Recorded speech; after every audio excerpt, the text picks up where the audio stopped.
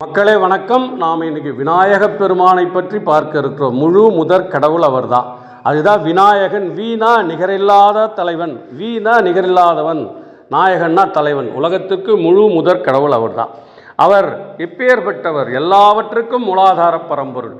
அவர் ஒரு தந்தத்தை உடைச்சி மகாபாரதம் எழுதிட்டார். ஒரு தந்தம், 2 காதுகள், 3 கண்கள், 4 தோள்கள், 5 கரங்கள். அதுதான் 5 கரத்தினை ஆணை முகத்தினை இந்தில் இளம்பிறை போலும் வயிற்றினை நந்தி மகந்தனை ஞானக் கொழுந்தினை. கொழுந்து உலகத்துக்கெல்லாம் கொழுந்துக்கு தான் சக்தி அதிகம்.